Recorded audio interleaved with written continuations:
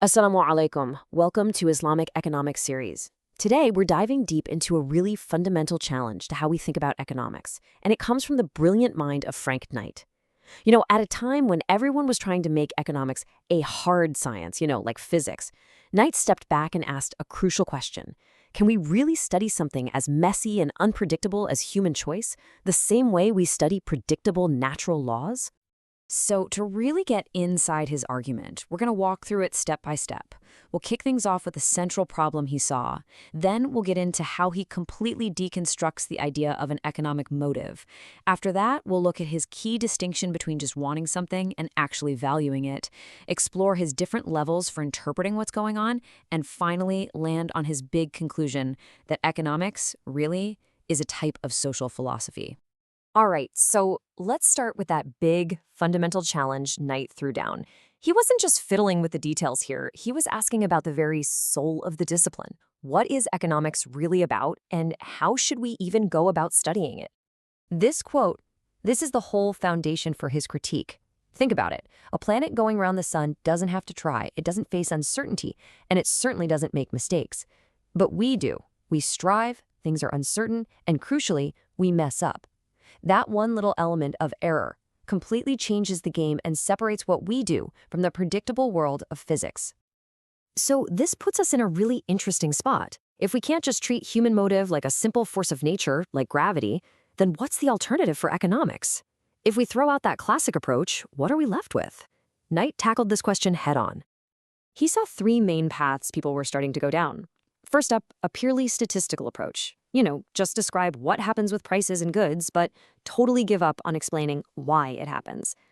The second path is all about policy. It's focused on social control, on making things happen. And the third is a historical view, which basically says every economic situation is a one-off, unique to its time and place, so forget about finding any general rules. And it's that idea of error that really forces us to dig deeper into what we even mean by motive. This is where Knight really gets out his scalpel and dissects the traditional economic model, especially this idea of treating human motive like a simple scientific cause. And here you can see the huge contrast he's drawing. A physical cause, think of one domino hitting the next, it's just something that happened before the effect. But a human motive is all about the future. It's a goal you're trying to reach. And as soon as you introduce that intention, that goal, the simple chain of past events becomes, as he says, kind of irrelevant. The real explanation is the goal itself. And this brings us right back to that critical idea of error. You see, the fact that we can even make a mistake, the fact that there can be a gap between what we intended to do and what actually happened, that's what makes our behavior a subject for interpretation and understanding, not just for cold, hard observation and prediction. Okay, so this whole distinction between a predictable machine and an intentional person, it leads us to Knight's much more sophisticated way of looking at what drives our choices. He argues it's way more complicated than just satisfying a simple craving. Knight says, look, any human action is really a mix of three things. First, sure, there's natural causality, the laws of physics, the constraints of the world. Second, there's raw factual desire, what he calls a brute fact. But it's this third level that is absolutely crucial, the pursuit of values, of ideals that you can't just boil down to simple objects you can hold. And this slide just illustrates the difference so perfectly. Desire is simple. It's, I want this. We just take it as a given. But valuation is a judgment. It's asking, is this worth wanting? It means there's a process of reasoning, of justification. It's a huge leap from just a preference to a concept of what is good. And what this means is that even the most basic economic decision is an act of valuation.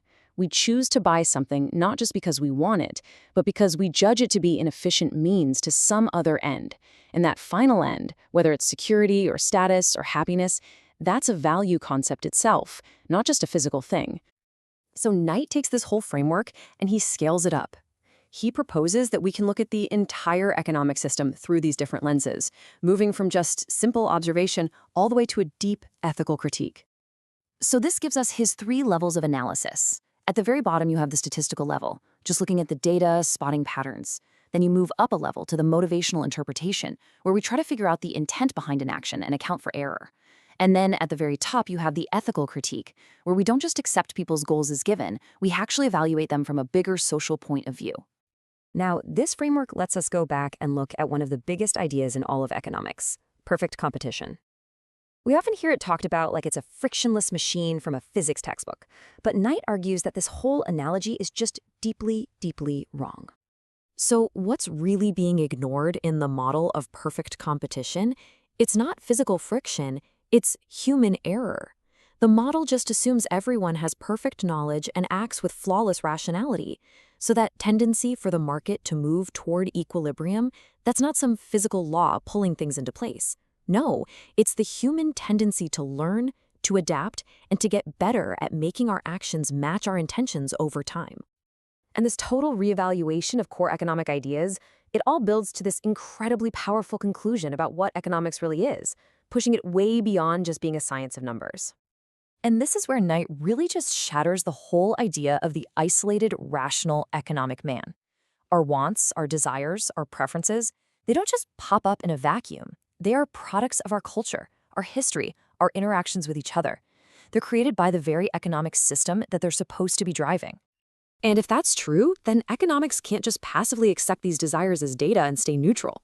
Because if society creates these goals, then society has a stake in judging them. Economics then becomes inherently a discussion about social policy, about what kind of society we actually want to build. This puts the economist in a really challenging spot, playing a dual role. On one hand, as a spectator or scientist, the goal is truth and understanding. But on the other hand, as a participant in society, the goal is action and change. And this creates a huge risk. The pure scientist might accidentally start thinking that what is what should be, and the advocate might start presenting their own personal values as if they were objective facts. So the challenge isn't to pick one role over the other. For Knight, economics absolutely has to be both. It needs to be a rigorous science trying to understand the world, and it needs to be a philosophical discussion that helps guide policy. The most important thing is to be crystal clear about which hat you're wearing at any given moment. And this leaves us with a really profound thought to chew on. Knight's critique forces us to face these unavoidable social and philosophical parts of economics. It pushes us to ask, if our wants and desires are fundamentally social, can a science built only on the individual ever really capture the full picture? See you in the next one. Subscribe, like, and comment.